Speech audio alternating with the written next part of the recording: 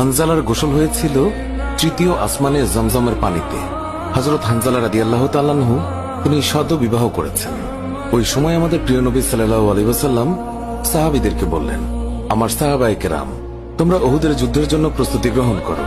রাসূলুল্লাহ সাল্লাল্লাহু আলাইহি ওয়াসাল্লাম হযরত হানজালা রাদিয়াল্লাহু তাআলা আনহুকে বললেন, হানজালা, তোমাকে যুদ্ধে যেতে হবে না।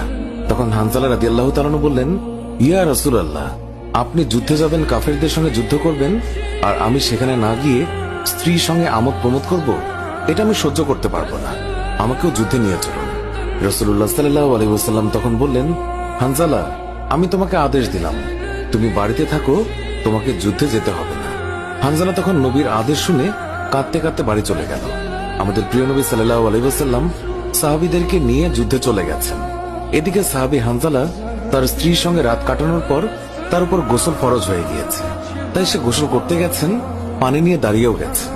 এই সময় মদিনার গলি থেকে কেউ একজন চিৎকার করে বলছিলেন, মদিনার মুসলমানরা, তোমরা কার জন্য জীবিত থাকবে? তোমাদের প্রিয় নবীকে কাফের মুশরিকরা শহীদ করে দিয়েছে। এই কথা যেই মাত্র হানজালার কানে পৌঁছালো, তখনই তিনি পানির বালতি ফেলে দিয়ে তার স্ত্রীর কাছে গেল এবং তার স্ত্রীকে বলল, হে আমার স্ত্রী, তাড়াতাড়ি আমার তলোয়ারটা দাও। যে কাপুরুষরা আমার নবীকে শহীদ করেছে, যে কাফেররা বিশ্বনবী হযরত মুহাম্মদ সাল্লাল্লাহু আলাইহি ওয়াসাল্লামকে হত্যা করেছে, আমি তাদেরকে ছাড়ব না। আজ হয় তারা মরবে, না হয় আমি মরব। যে দুনিয়ায় নবী নেই, সেই দুনিয়ায় আমি বাঁচতে চাই না। দাও, আমার তলোয়ারটা দাও। তখন হানজালার স্ত্রী বললেন, আপনি আমার নবীর হত্যাকারীকে হত্যা করতে যাচ্ছেন? যান, আমি বাধা দেব না, আমার বাধা দেওয়ার অধিকার নেই। তবে আপনি দয়া করে গোসল করে পবিত্র হয়ে যান, কেননা আপনার উপর গোসল ফরজ হয়ে গিয়েছে। এছাড়াও আপনি যদি উহুদের ময়দানে শহীদ হয়েও যান, আমি কোনো দুঃখ করব না।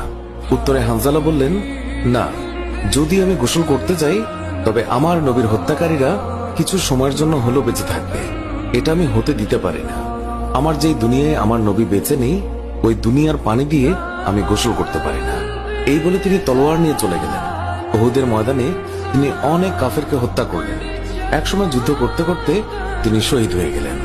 যুদ্ধ শেষ হয়ে গেলে আল্লাহ রাসূল সাহাবীদেরকে বললেন, হে আমার সাহাবীরা, তোমরা যাও, গিয়ে দেখো আমার যে সকল সাহাবায়ে কেরাম শহীদ হয়েছে তাদের লাশ সংগ্রহ করো এবং তাদেরকে গোসলবিহীন দাফনের ব্যবস্থা করো। সকল শহীদের লাশ এনে এক জায়গায় রাখা হচ্ছে। নবীজি গুনে দেখলেন ৬৮টি লাশ রয়েছে, ২টি লাশ নেই। একজন তার চাচা হামজা রাদিয়াল্লাহু তাআলা আনহু, আর আরেকজন হানজালা রাদিয়াল্লাহু তাআলা আনহু। অস্থির হয়ে পড়লেন নবীজি। সব সাহাবাদের পাঠালেন লাশ খোঁজার জন্য।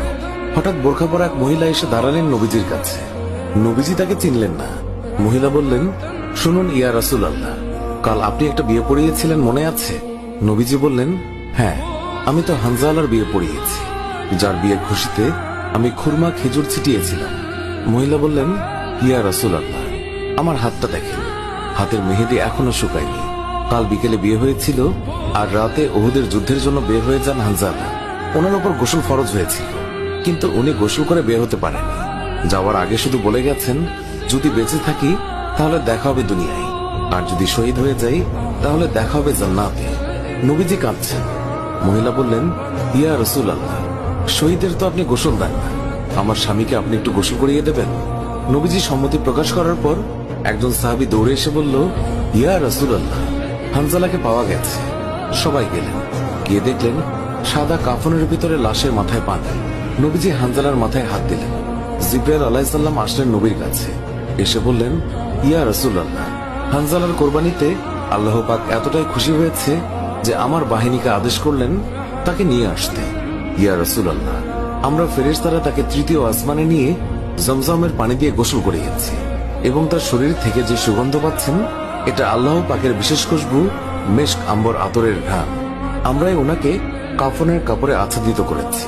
আল্লাহ তার প্রিয় মানুষকে কি পরিমাণ ভালোবাসেন, কি পরিমাণ সম্মানিত করেন, তা আমাদের পক্ষে কল্পনা করাও সম্ভব নয়।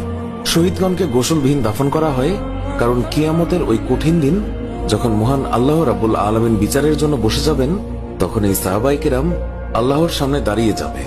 মহান আল্লাহ রাব্বুল আলামিন তাদেরকে জিজ্ঞাসা করবেন, বান্দারা, তোমাদের এই অবস্থা কেন?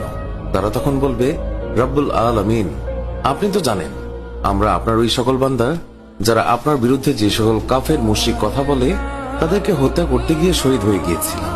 আল্লাহ তাআলা বলবেন, ও আমার বান্দারা, তোমরা যারা আমার জন্য তোমাদের জীবনের মায়া ত্যাগ করেছিলে, তার জন্য আমি তোমাদেরকে আজ বিনা হিসাবে জান্নাত দান করলাম। সুবহানাল্লাহ। সুপ্রিয় দর্শক, এর সাথে শেষ হচ্ছে এখনকার ভিডিওটি ভালো লাগলে লাইক দিন, আপনার প্রিয়জনদের মাঝে শেয়ার করুন। এখনকার মতো বিদায় নিচ্ছি, দেখা হবে নতুন কোনো ভিডিওতে। এতক্ষণ ধরে ভিডিওটি দেখার জন্য অনেক অনেক ধন্যবাদ।